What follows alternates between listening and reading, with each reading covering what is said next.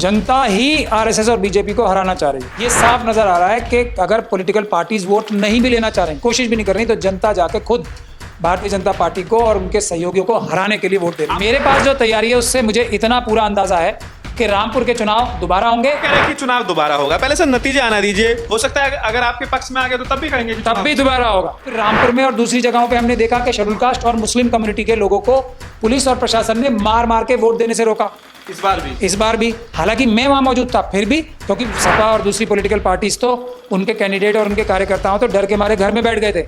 हम ही लोग तो जाके चुनाव में लोगों को हौसला दिलवा के वोट दिलवाने का कार्रवाई की है। हमारे सामने ये दिखाया गया कि हजारों लोगों ने, और हमने उसकी वीडियो भी बनाई है, ईवीएम को लेके सड़कों पे बैठे अपनी अपनी मर्जी से चुनाव आयोग की और कानून की धज्जियां उड़ा के अपने अपने तरीके से खुली मशीनें लेके घूम रहे थे, उसकी सील तोड़ रहे थे, चुनाव से पहले भी और चुनाव के बाद भी। ये सब वीडियो रिकॉर्डिंग हमने कर रहे हैं, आपके पास है? वो सब हमारे पास, वो हम उसका खुलासा भी करने वाले हैं जल्दी। किसी भी हालत में किसी भी कीमत पे ये कोशिश करनी चाहिए चुनाव आयोग के लोगों को कि पर्चा कोई भी रद्द ना हो, ये कानून है, लेकिन इसका उल्टा कर रहे हैं विपक्ष। यहाँ तो ढूंढ ढूंढ के निकाला जा रहा है छोटी से छोटी बात पे। और फिर एक तरफ चुनाव आयोग ये कह रहा है कि हम चाहते हैं लोग ज़्यादा से ज़्यादा वोट दें। अरे जब कैंडिडेट ही कम कर दोगे तुम, अगर ज़्यादा कैंडिडेट होंगे तो उनके वोटर्स भी सबके समर्थक आएंगे। तो अगर ये चोरी और डकैती की जो वोटों चुराने की मशीनें भी हैं, उसका भी इस्तेमाल करके मुझे नहीं लग रहा सरकार बन पाएगी, जो पब्लिक का मूड है। दोस्तों नमस्कार, मेरा नाम है अरुण और आप देख रहे हैं टाइम्स एक्सप्रेस। फिलहाल मेरे साथ जो है महमूद प्राचा जी है, सुप्रीम कोर्ट के वरिष्ठ वकील है, और इस बार जो है रामपुर के चुनावी मैदान में भी आपने इनको देखा होगा। तो सर से बातचीत करते हैं चुनाव के बीच में। एक बार फिर से सर हमारे साथ हैं।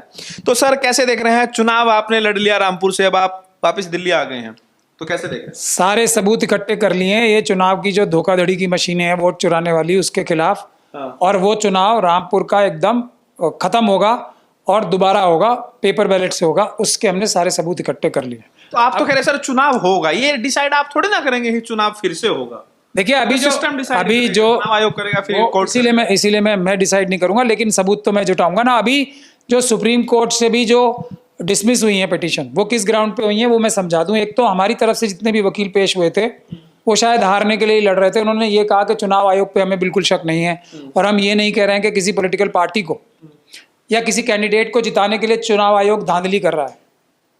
तो जब ये कहा यही गया था तो फैसला यही आना था। उसके बाद भी सुप्रीम कोर्ट ने ये कहा है कि आप लोगों ने कोई सबूत नहीं दिया है हमें, ठोस सबूत चुनाव आयोग के खिलाफ या उसकी धांधली के खिलाफ, इसलिए हम जो है आपको, और आप कह भी नहीं रहे हो कि वो धांधली कर रहा है, तो इसलिए हम चुनाव आयोग पे शक नहीं कर सकते। इसीलिए हम ये कह रहे हैं कि ये चुनाव आयोग जो इन मशीनों से चुनाव करा रहा है ये ठीक है।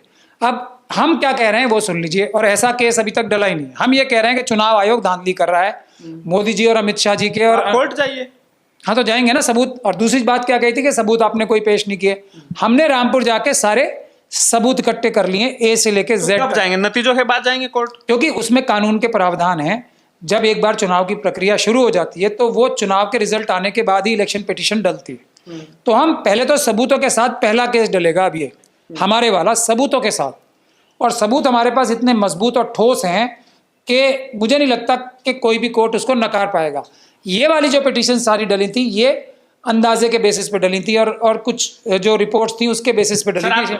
ये बताइए आपका चुनाव कैसा रहा? हार रहे हैं, जीत रहे हैं, ये बताइए। वो तो आपको शास्त्री जी से पूछना पड़ेगा, वो जो बागेश्वर शास्त्री जी हैं। भविष्य दृष्टा में नहीं हूं, मैंने पहले भी नहीं कहा। सर जो एग्जाम देखा तो उसे पता रहता ना भाई एग्जाम कैसा हुआ, तो आप ये एग्जाम ऐसा है ही नहीं। ये भी गलत फहमी जो सुप्रीम कोर्ट की जजमेंट को हम क्रिटिसाइज कर रहे हैं वो इसीलिए कर रहे हैं कि बगैर सबूतों के उन्होंने जो मशीनें हैं उनको क्लीन चिट क्यों दे दी? जब पेपर बैलेट और ईवीएम के खिलाफ सबूत नहीं है तो ईवीएम के पक्ष में भी तो सबूत नहीं थे, तो उसके पक्ष में फैसला कैसे दे दिया? तो हम ये क्रिटिसिज्म कर रहे हैं। तो मैं भी वो बात नहीं कहूँगा, मैं यही कहूँगा कि ये चीज़ तो चुनाव के नतीजे आने पर पता लगेगा। मैंने तो अपने चुनाव में कोई जाके पब्लिक से एक बार भी वोट भी नहीं मांगे। मैंने ये कहा कि सबसे अच्छे कैंडिडेट को वोट देना आप लोग का जिम्मेदारी है कि अच्छे से अच्छा कैंडिडेट चुनो। तो भविष्य दृष्टा में हूं नहीं, वक्त आने पे पता लगेगा। हाँ मेरे पास जो तैयारी है उससे मुझे इतना पूरा अंदाजा है कि रामपुर के चुनाव दोबारा होंगे, और पूरे देश में जो ये चुनाव की मशीनों से चुनाव हो रहे हैं, अगर वो हमारी तरह सबूत इकट्ठे करेगा तो वो सारे चुनाव दोबारा होंगे, क्योंकि वो चुनाव जो है धांधली और गड़बड़, इलेक्शन कमीशन और उसके ऑफिसर्स मिलके धांधली और गड़बड़ी हुई है रामपुर में 100%। हमने सबूत भी, ऐसी कोई खबरें तो आई नहीं। खबरें कौन दिखाएगा? मीडिया दिखाई मीडिया जो असली मीडिया है वो आप लोग हो, और उस पे अगर ये नाम भी ले लेते हैं तो उस पे रिस्ट्रिक्शंस लग जाती है। आज के टाइम में तो हर आदमी मीडिया है, आपके पास अपना मोबाइल है, फेसबुक है, यूट्यूब है, आप अपने उस पे बोल सकते हैं। आपका भी कोई इस तरह से कोई वीडियो हाँ बोल सकते हैं, लेकिन वो सुना नहीं जाएगा। मेरे तो एक नहीं, बहुत सारे लोगों ने, आपने भी इंटरव्यू किया, उसमें मैंने आपका एक इंटरव्यू तो बहुत ज्यादा देखा भी गया है, उसमें भी मैंने चुनाव के मैदान से ही आपको दिखाया था कि कैसे झूठी धोखाधड़ी हो रही है। तो मैंने तो बहुत सारे जो ईमानदार पत्रकार हैं उनको इंटरव्यू दिए हैं, और वो बहुत बहुत ज्यादा वायरल भी हुए हैं। आप कह रहे हैं कि चुनाव दोबारा होगा, पहले से नतीजे आना दीजिए, हो सकता है अगर आपके पक्ष में आ गए तो तब भी कहेंगे कि तब भी दोबारा होगा, क्योंकि ये फर्जीवाड़े से चुनाव हुआ है, यही तो बात है। मैं जो कानून सबके लिए, दिक्कत है, वोट नहीं डालने दिया गया, ऐसी भी कोई खबरें नहीं है, लोगों ने वोट डाला नहीं। हाँ। मेरे तो वहां पे देखिए, सपा और दूसरी पॉलिटिकल पार्टीज तो उनके कैंडिडेट और उनके कार्यकर्ताओं तो डर के मारे घर में बैठ गए थे।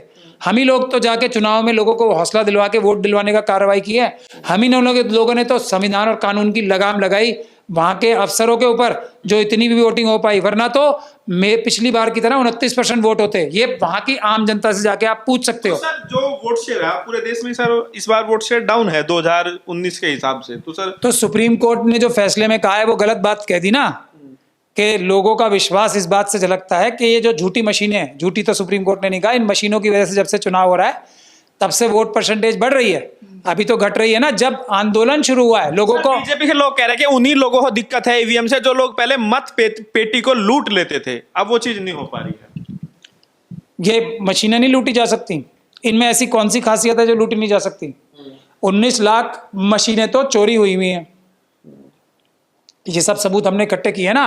और जो इस पे स्टिकर हैं वो सब उखाड़ने वाले हैं नंबर, तो नंबर एक मशीन का वो स्टिकर दूसरी पे लगा के दूसरी वाली मशीन से रिप्लेस कर दो, लूटी नहीं जा सकती। आपके सामने से डेमो तो दिखाया गया होगा कैंडिडेट के। मैं क्या कह रहा हूँ, अगर डब्बा कोई भी लूटा जा सकता है तो मशीनें भी तो लूटी जा सकती हैं। मैं कह रहा हूँ आपके सामने डेमो दिखाया गया, वो सब हमने रिकॉर्ड किया है ना, हमारे सामने ये दिखाया गया कि हजारों लोगों ने, और हमने उसकी वीडियो भी बनाई है, ईवीएम को लेके सड़कों पे बैठे अपनी अपनी मर्जी से चुनाव आयोग की और कानून की धज्जियां उड़ा के अपने अपने तरीके से खुली मशीनें लेके घूम रहे थे, उसकी सील तोड़ रहे थे, चुनाव से पहले भी और चुनाव के बाद भी। ये सब वीडियो रिकॉर्डिंग हमने कर रहे हैं, आपके पास है वो सब हमारे पास, वो हम उसका खुलासा भी करने वाले हैं जल्दी। अफवाह फैलाने के लिए तो नहीं कह रहे। देखिए मेरे खिलाफ तो कोई मुकदमा करता नहीं है बीजेपी और आरएसएस वाले लोग, क्योंकि उनको पता है मैं बगैर सबूत के एक लफ्ज नहीं बोलता हूँ। अच्छा। मेरे पास वीडियो है और वीडियो में दिखाऊंगा तो चुनाव के बाद आप कोर्ट जाएंगे? चुनाव के बाद भी जाएंगे, चुनाव से पहले भी जाएंगे। अभी हम ये चाहते हैं कि जो चुनाव आयोग है उनके पास भी तो कानूनी एक जिम्मेदारी है ना, कि सब चीजों की वीडियोग्राफी कराएं, सारी प्रक्रियाओं की। वो तो अपनी वीडियो उन्हीं की देख लीजिए, चलिए आप जाके चुनाव आयोग की, रामपुर की वीडियो देख लीजिए चुनाव आयोग की, जो उन्होंने वीडियोग्राफी कराई है, आपको खुद पता लग जाएगा कैसे खुलेआम धांधली हुई है मशीनों। आपके चुनाव की बात होगी, अब सर देश को लेकर बात करते हैं। देश में जो सर चुनाव चल रहा है, जिस तरह देखा जाए कांग्रेस के कैंडिडेट मैदान छोड़कर भाग रहे हैं, कोई बीजेपी में शामिल, किसी को शामिल करा लिया जा रहा है, किसी का पर्चा कैंसिल हो रहा है। आपने देखा होगा मध्य प्रदेश में इस तरह की चीजें सामने आई, गुजरात में इस तरह का मामला सामने आया कि सबने अपना पर्चा वापस ले लिया, बीजेपी कैंडिडेट सूरत से जीत गया। आज इंदौर से खबर सामने आई कि कांग्रेस के जो कैंडिडेट है मैदान छोड़ के भाग रहे हैं। तो इसको क्या देखा जाए कि कांग्रेस के प्रति, विपक्ष के प्रति जनता में रुझान नहीं है, कैसे देख रहे हैं? जनता ही आरएसएस और बीजेपी को हराना चाह रही है। विपक्ष के कुछ लीडर्स को छोड़ के, जैसे एक राहुल गांधी जी हैं, उनमें से खड़गे जी हैं, और अभी आकाश आनंद साहब का कल बयान आया है, ऐसे कुछ मुट्ठी भर लोगों को छोड़ के देखा जाए तो बिल्कुल भी सरेंडर सा करा लगता है कि विपक्ष की पार्टियों ने सरेंडर कर दिया है। सपा का, मैं तो रामपुर का आपको एग्जांपल दे रहा हूँ ना, मैं तो इंडिपेंडेंट लड़ा था, 10-10 लोगों को प्रपोजल बनाना था, फिर भी मेरा जो चुनाव आयोग की पूरी कोशिश के बाद मेरा नॉमिनेशन रद्द नहीं हो पाया। लेकिन यहाँ पॉलिटिकल पार्टी को तो सिर्फ एक ही 2 लोगों को से नॉमिनेशन भरवाना होता है ना, उनके रद्द हो रहे हैं। उसमें कई सारी वजह है, एक तो कांग्रेस के अंदर हो, सपा के अंदर हो, बसपा के अंदर हो, और दूसरी बड़ी बड़ी पार्टियों के अंदर भी हो। आरएसएस ने अपने एजेंट्स घुसा रखे हैं और वो लीडरशिप के एकदम क्लोज में करने के लिए क्लोज कर दिए गए। विपक्ष के जो लोग हैं उनका पर्चा ज्यादा सघनता के साथ चेक किया जाता है।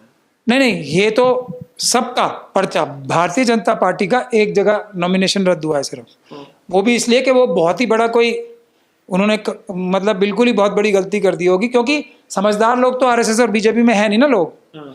कितना भी मदद कर लें चुनाव आयोग के लोग, उन्हें वो खुद ही समझदार नहीं है, तो उनका भी एक रद्द हो गया। चलिए, यहाँ तो ढूंढ ढूंढ के निकाला जा रहा है छोटी से छोटी बात पे।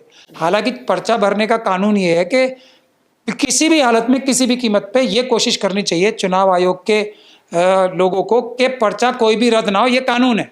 लेकिन इसका उल्टा कर रहे हैं विपक्ष के सारे लोगों को, इंडिपेंडेंट लोगों को खत्म करने के लिए। उसकी वजह क्या है कि ये जो चोरी की मशीनें हैं, वोट चुराने की मशीनें जो हैं, इनमें एक ही मशीन रखना चाहते हैं वो, क्योंकि एक से ज़्यादा मशीनें होंगी तो मशीनें क्रैश ही हो जाएंगी।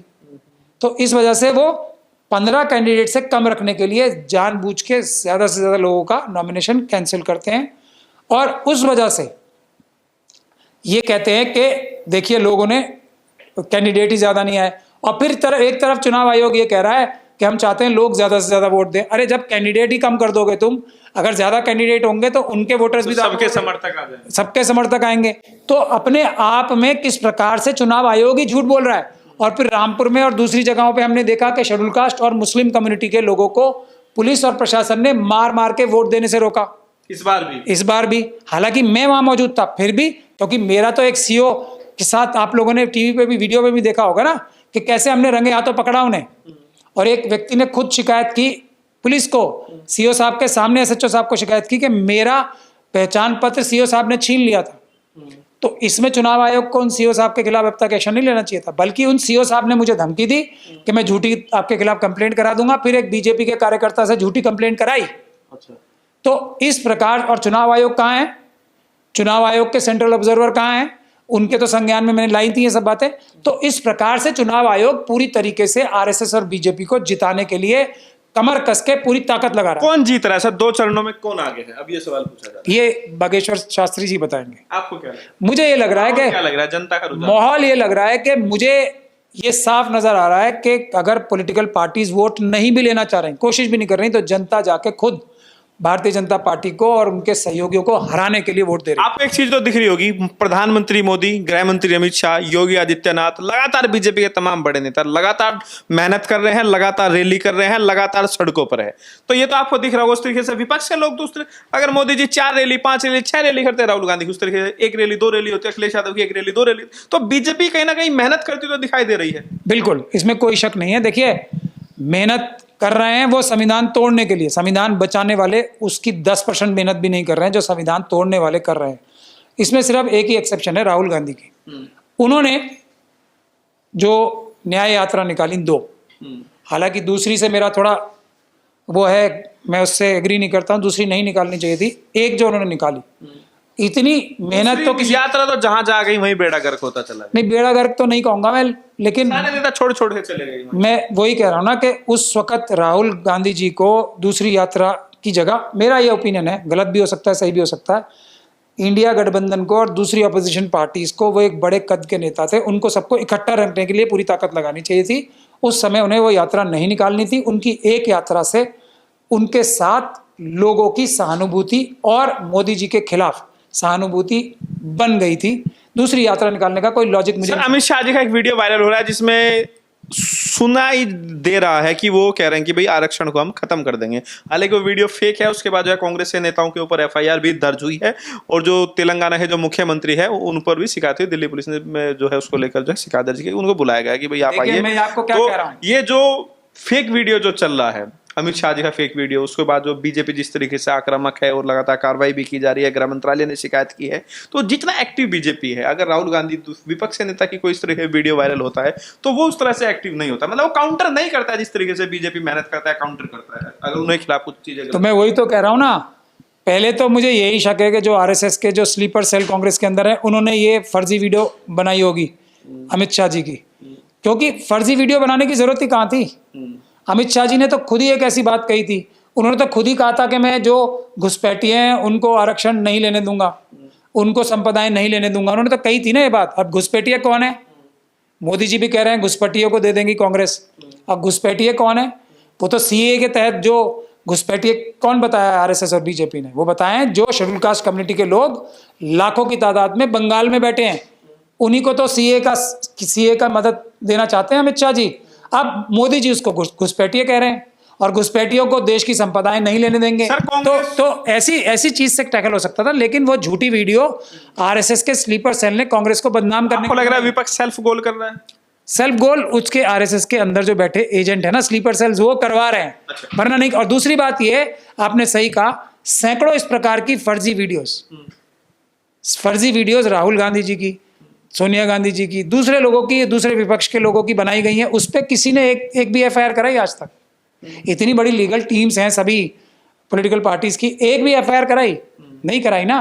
तो आप हाथ नीचे करके उनके अटैक्स झेलते जाओगे तो वो तो अटैक करते रहेंगे ना आप पे, झूठे। सारे लोग और यही कह रहे हैं कि अगर कांग्रेस पार्टी सरकार आ गई तो वो लोग चाहते हैं कि वेल्थ डिस्ट्रीब्यूशन हो, और वेल्थ डिस्ट्रीब्यूशन होगा तो फिर सवाल होगा भाई आप डिस्ट्रीब्यूट करोगे किसको? उसको लेकर जो है कांग्रेस पहले फॉर्मूला बता चुकी है। मोदी जी ने कहा कि वो तो चाहते हैं कि भाई मुसलमानों का जो है पहला हक जो है देश की संपदा पर है, संपत्ति पर है। तो अगर ये लोग वेल्थ डिस्ट्रीब्यूशन करेंगे तो देश की संपत्ति मुसलमानों को दे देंगे, घुसपैठियों को दे देंगे, और हिंदुओं का तो मंगलसूत्र महिलाओं का खतरे में आ गया है। मोदी जी क्या सिर्फ मंगलसूत्र ही रखना चाहते हैं महिलाओं के गले में? उनके कंगन, उनके हार मालाएं, हीरो की, और कुछ नहीं देखना चाहते? मंगलसूत्र तो बहुत एक कम वजन का सोने का होता है। हम ये चाहते हैं कि महिलाएं जो हैं मंगलसूत्र के अलावा सोने के और हीरे के कड़े भी पहने, मालाएं पहने, कानों में भी बहुत सारे जेवर पहने। हम तो ये चाहते हैं, मोदी जी सिर्फ वहीं तक रखना चाहते हैं, मंगलसूत्र तक। तो ये पहली बात तो ये है। दूसरी बात ये है कि वेल्थ डिस्ट्रीब्यूशन सैम पिट्रोडा जी ने और राहुल जी ने जो कही थी वो बहुत जरूरी है। इससे अच्छी चीज कुछ नहीं हो सकती दुनिया में भारत देश के लिए। पहली चीज ये है कि 40 से 50 लोगों ने, और जो लोग उनके खिलाफ बोल रहे हैं ना, राहुल जी के और सैम पिट्रोडा जी के, वो आरएसएस के स्लीपर सेल्स हैं कांग्रेस के अंदर। क्या कहा उन्होंने? सैम पिट्रोडा जी, पहले तो आप ये देखिए वो आते किस कम्युनिटी से। तो एक तो जो मनुवादी मानसिकता के लोग हैं वैसे ही उनसे चिढ़ते होंगे क्योंकि वो ओबीसी समाज से आते हैं। तो अब उन्होंने क्या कहा कि 40-50 लोग जो अडानी, अंबानी, यूसुफ लुलू जैसे हैं, उनकी संपत्ति जो उन्होंने चोरी और डकैती से देश की जनता को धोखाधड़ी करके, गलत कानून बनवा के मोदी जी से, गलत पॉलिसीज बनवा के मोदी जी और अमित शाह से चुराई है, जो लाखों करोड़ में जाती है। कई लाख करोड़ तो बैंकों के लोन माफ करे अमित शाह जी ने और मोदी जी ने इन 40-50 लोगों के। वो लोन लेके यदि शेड्यूल कास्ट, शेड्यूल ट्राइब में बांट दिया जाता है तो इसमें क्या गलती है? क्योंकि पहला हक मनमोहन सिंह जी ने उस वक्त कहा था, और हम भी यही कहते हैं, सबसे पहला हक है schedule caste, schedule tribe community का देश की संपदाओं पे। उसके बाद आता है माइनॉरिटीज का और ओबीसी का। तो इसमें क्या मोदी जी तो हम उसमें यही मुसलमानों को पकड़ चुके हैं कि वो मुसलमानों को देंगे। मुसलमानों का नंबर आएगा, लेकिन शेड्यूल कास्ट, शेड्यूल ट्राइब्स के बाद आएगा जरूर, क्योंकि वो भी गरीब हैं। लेकिन इनके बाद आएगा, बिल्कुल आएगा, और कोई नहीं रोक सकता दुनिया में। लेकिन आएगा सीक्वेंस सही, सबसे पहले शेड्यूल ट्राइब, शेड्यूल कास्ट, उसके बाद माइनॉरिटीज, उसके बाद ओबीसीज का। और ओबीसीज का जितना नुकसान इस वक्त कर रहे हैं मोदी जी, वो भी देखना पड़ेगा। और लेकिन मैं ये कह रहा हूं कि ये एससी, एसटी, ओबीसी और माइनॉरिटीज को बिल्कुल भी तकलीफ ही कोई नहीं होगी ना अगर अडानी, अंबानी और यूसुफ लुलू जैसे 40-50 लोगों की संपदाएं ले लें, तो देश का हर एक परिवार जो है खुशहाल हो जाएगा। उन्होंने इतने पैसे चुरा लिए ना देश के, ओबीसी समाज भी खुशहाल हो जाएगा सारा, और माइनॉरिटी भी सारी खुशहाल हो जाएंगी। सबसे पहले एससी, एसटी वो भी खुशहाल हो जाएंगे। सिर्फ 40-50 लोगों को ही तो संपदाएं लेनी है। एक बार 60 के दशक में इंदिरा गांधी जी ने एक काम किया था, और मोदी जी उस पर भी अटैक कर रहे हैं। प्रीवी पर्स जो था ना, जो ये राजा महाराजा थे, उनके प्रीवी पर्स बंद किए थे, उसका पैसा गरीबों को दिया था। अब मोदी जी ने क्या कहा कि शिवाजी महाराज की को राजा उनकी प्रॉपर्टीज ले लेंगे राहुल गांधी जी या वो। तो मैं फर्क बताना चाहता हूँ, शिवाजी महाराज जो राजा बने थे वो तलवार के जोर पे बने थे, किसी के रहमो करम पे नहीं बने थे। तो उनकी बात कांग्रेस पार्टी और राहुल गांधी नहीं कर रहे।